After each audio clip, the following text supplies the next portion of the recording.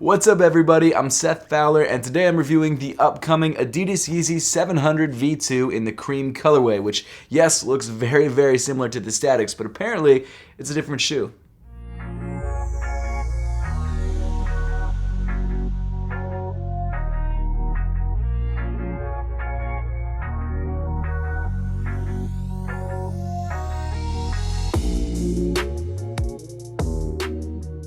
Thank you so much for tuning in today. If you love Yeezys and you weren't able to grab a pair of the Yeezy 450s that just dropped last weekend, I'm actually doing a giveaway for this exact pair. Entering the giveaway is really easy. All you have to do is subscribe to my channel by clicking that subscribe button down below if you haven't yet. I'm not exactly sure which direction it's in, but it's somewhere down there. And also subscribe to my tech channel, which I've left a link to in the description below. Once you've done that, follow me on Instagram at @RealSethFowler and comment done underneath the picture of this shoe on my Instagram. And that's literally all there is to it. The giveaway ends in about a week and a half from today, and all the information and links that you need are in the description below. But moving on to a different Yeezy, which is nowhere near as unique as the 450s. In fact, it's not even really that unique at all. It's the Yeezy 700 V2 Cream. If you're trying to grab a pair of the 700 V2s in the cream colorway for yourself, they officially released on March 13th for a retail price of $300. I actually grabbed my pair from Stadium Goods, which you can tell from the tag, and they were actually nice enough to overnight this to me for the review, so huge shout out to them for that. Wasn't it just a couple months ago that it seemed like the 700s were dropping down below $300,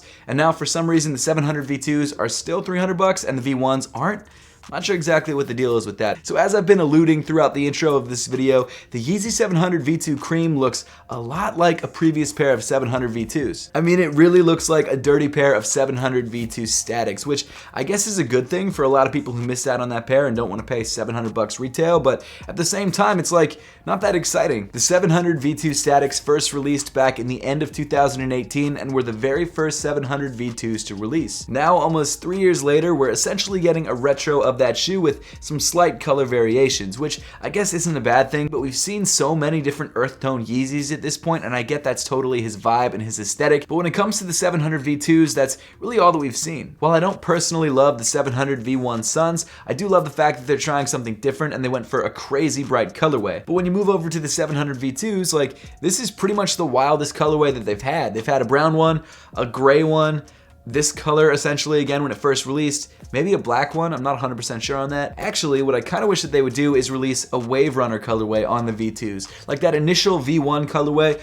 on this shoe, I know it wouldn't work exactly the same way, but I do think that it would be really cool to see this shoe with those green hits and those blue hits and those nice little orange hits on the heel. It would just honestly make the shoe more exciting, which I guess is not Kanye's goal, but you know, you'd think when you're selling a product, it should be the goal. All the negativity aside though, the 700 V2 overall is a really excellent silhouette. And if you don't own any other pairs of 700s, I don't think this is a bad shoe to pick up. But before we dive any deeper into the shoe itself, let's take a quick look at the box. So the Yeezy 700 V2 box is very similar to pretty much every other Yeezy box. And you might be saying to yourself, why are you looking at this box again? Because you do it in every Yeezy review and they're all the same. And you know what? That's a fair point. I don't know why I'm looking at it again. It's cardboard, it's got brown text on it, it's got a size tag. There you go. That was really a pointless segment, to be honest. You know what? No, we are going to take a look at the size tag just in case you want to legit check your shoes against these shoes. Unfortunately, the only size that Stadium Goods had at the time was a size 10, so that's the size I grabbed.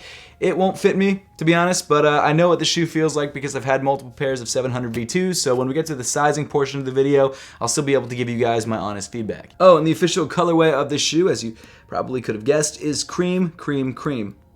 Very original. So starting off from the toe of the cream 700 V2s, you've got this really nice light gray, or I guess light creamish gray nubuck material. The shape of this nubuck panel actually mirrors the 700 V1s and really gives you the idea that this shoe is still part of the same family. Just above the nubuck, you've got this fuse overlay reflective accent, which gives a nice little pop to the toe of the sneaker. And then underneath all the paneling on the upper of the shoe, you've got this gray rolled knit, which is similar to prime knit, but has a little bit more structure to it. As you move up on the sneaker, you've got some more nubuck materials that really surround the lace eyelets of the shoe and also cover a majority of its upper, and they come in sort of a light tan, or I guess light cream color. So from what I can tell, this cream color is really the only difference between the 700 V2 creams and the 700 V2 Statics, and it's only visible on this panel right here that comes in nubuck, and also this panel down near the bottom of the upper that comes in like a synthetic leather material. So I mean, if you already have the Statics, grabbing this shoe is really kind of redundant unless you want to essentially double up on this pair, or maybe you want to complete or 100% your Yeezy 700 V2 collection. I don't know anyone anyone who has a full Yeezy 700 V2 collection, actually. I don't know who would do that to themselves, but you know what? You could grab this and have that full collection. I don't know.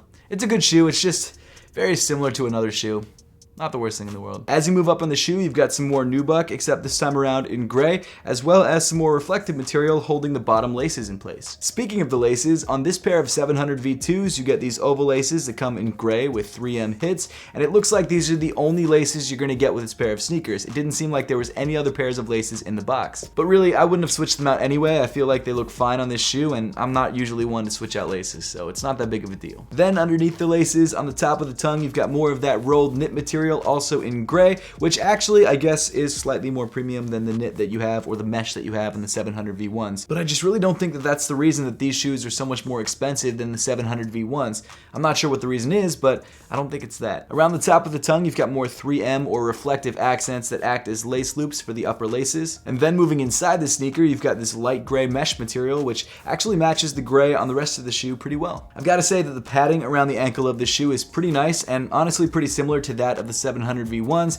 And overall, I think the 700s are some of my favorite pairs of Yeezys because of how comfortable they are. Rounding off the inside of the shoe, you've got this sort of light tan colored insole with the Yeezy and Adidas branding printed on the heel in a dark gray. As far as sizing and fit is concerned, the 700 V2 creams should fit just like any other pair of 700s. For me, I like to go true to size in my 700s, but I know other people like to go different ways. Some people go up half a size, other people just go true to size like myself. I think you're fine going true to size, but if you have more wide feet or if you're a little bit nervous about the shoe feeling a little bit too snug, you can go up half a size and you'll be totally fine. But as I always suggest, if you have the chance to try this shoe on first before you buy it, or really any other pair of 700s, definitely make sure to do that to make sure you're grabbing the right size for you. Continuing back on the shoe to the midfoot, you get to sort of, I guess, the signature detail of the 700 V2s, and that's the reflective Adidas 3 stripes. It's a very modern accent and sort of shape on the side of the shoe, and I'm definitely into it. I actually also like the fact that it's a very subtle detail. Like, you can't really see it in normal lighting because it blends in with the gray upper, but when you hit it with the flash or just the right light, you can really see it pop, and it's a really nice accent. Then just below that, like I mentioned before, at the bottom of the upper, you've got this light tan synthetic leather. Moving around to the heel of the shoe, you've got another leather panel, this time around in sort of a light gray, and you've also got these 5 perforations on either side. In addition to that, you've also got a piece of light tan nubuck with 3 perforations in the center, as well as some reflective or 3M accents. Moving down on the shoe, the midsole, like the colorway of this sneaker, remains relatively unchanged from any other 700 V2 or even 700 V1 for that matter. And that's because they use the exact same midsole tooling for the 700 V1s and the 700 V2s. This time around, the sculpted midsole comes in a matte white with these light cream accents towards the heel in these little ovals, which might be reflective, but I don't think that they are. But my favorite part of the 700's midsole is that it's actually filled with full-length boost cushioning, which feels incredible underfoot. Now, it's not as soft as boost on something like an Ultra Boost or NMD because those boosts aren't fully encapsulated and have room to expand when you step down, but it's still very soft. In fact, I'd say it's softer than most other foams used on other shoes. Then finally moving to the bottom of the sneaker, you've got this black rubber outsole, which comes with a herringbone traction pattern, as well as very minimal Adidas branding on the heel. And of course, in true Yeezy 700 fashion, you've got these very organically shaped cutouts through the midsole and through the outsole that give you a nice sneak peek at the boost underneath. Overall, I know I've been talking a lot of smack about the 700 V2 Cream's colorway and how similar it is to the Statics, but at the end of the day, it's still a great shoe, it's still a good looking shoe,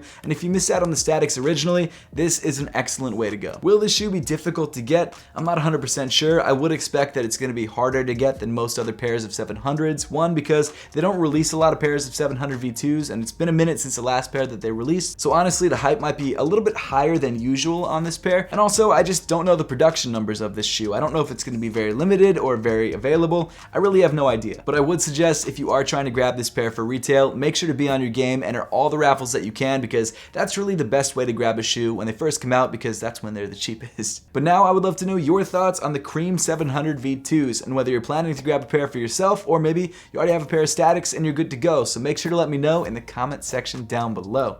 And as always, thank you so much for watching. Make sure to subscribe if you haven't yet, and I'll see you all in the next one.